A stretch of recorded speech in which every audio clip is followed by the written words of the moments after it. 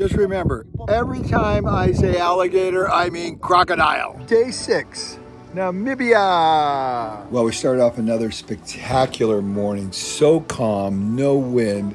The river was beautiful, a reflection of the mountains, and we saw this crane. And then we continued up the river on our boat journey. We saw some local people walking along, and then this gigantic alligator sunning on the side of the river.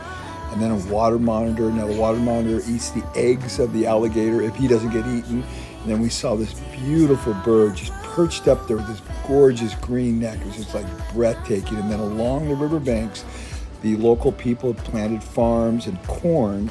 And the corn is oftentimes eaten by the baboons, so they kind of stay around and watch over it.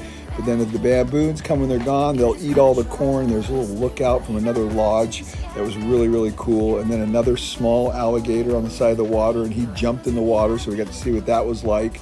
So just a lot of really interesting things. And then look at this baboon running down the side of this cliff towards the cornfields. And then when he got down there, the people scared him off. It was really, really cool to watch all this. So there's quite a few baboons all over the place as you go up and down the river. Here's a whole squadron of them right there, and then they run up the mountain as we came up, and another alligator. And these people were hiking down these cliffs with heavy bags of stuff. And look at the rock formations. The metamorphic rock formations here are just so beautiful and staggering. Got a quick selfie. We got to do that all the time.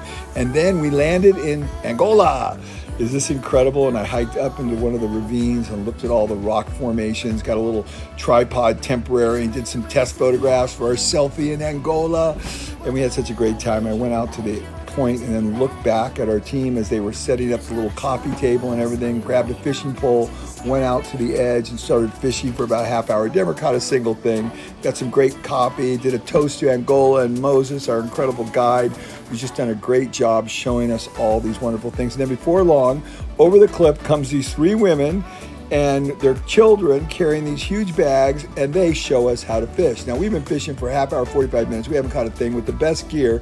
And in literally a couple minutes, she hooks this nice fish and pulls it out. And we're going, what are we doing wrong? And I've been fishing for an hour and I haven't got anything, man. They know how to fish really well. They have bamboo poles. We have fiberglass poles. We don't know what we're doing. She shows us how to put the worm on the hook. It was just really cool. And she has an albino baby, and she's nursing the baby while she's fishing. This woman is incredible, and she's so cool. Young girl. She's probably only 21 years old, 20 years old. I don't even know.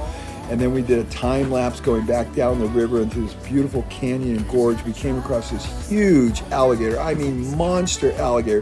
He's sitting there sunning, and then these geese land right in front of him. We're going, oh no, we're gonna see, National Geographic right in front of us. The geese get so close to him. We're just waiting for him to lunge out and grab one. But so they never got close enough, so he didn't waste the energy, but it was so close. And then back down the river, we saw another alligator, the same guy we'd seen before. He was back sunning. And then down the sand dune is a road to a lodge. Can you imagine? They come down here in a 4-wheel drive. We got a selfie in front of Mr. Alligator, who was so kind to just pose for us. And this guy's a big, bad, ugly looking dude. Look at him. Look at his eyes. He's looking at us going, don't even think about coming on shore here. I'm going to eat you alive. And Cindy, you look delicious.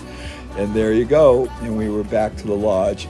Such a beautiful day. And we have the best weather because it's not too hot, but it's really comfortable. And it was like blazing hot just a couple weeks before. So we are so fortunate. It's 5 o'clock and it's time for our afternoon desert sundown drive. And it was so beautiful. The lighting was fantastic, and we saw beautiful scenery in this desert that you just couldn't see unless that sun was setting. And Moses took us deep, deep into the desert, and we climbed some big, steep hills. We had to let the air out of the tires because we couldn't even make it up them. The sand was so deep, but the scenery was so epically beautiful. And finally, we got the Jeep up the road, and there we go, into the wild blue yonder in the beautiful desert of Namibia. And was it spectacular? So desolate, so beautiful, so vast. It takes your breath away, and you would only want to be out here in a Toyota, because any other car I'm afraid it would break down, and there's no way you could rely on it. The birds are out here for a little conference, and the Land Cruiser take us up deep into the desert on top of this hill as we watch the sun set over the ocean. It was so beautiful. We got some great photos. Just all of us had one of the most special times you could ever imagine. Then we went playing in the sand dunes, and this was so cool. The sand feels so great on your feet, and we must have stayed out there an hour jumping around and acting like kids. We forgot how old we were. But of course, Moses is younger than all of us, and he can jump higher than all of us, and he's just an epic film star, and he made us the most beautiful silhouette photo to end this beautiful day with.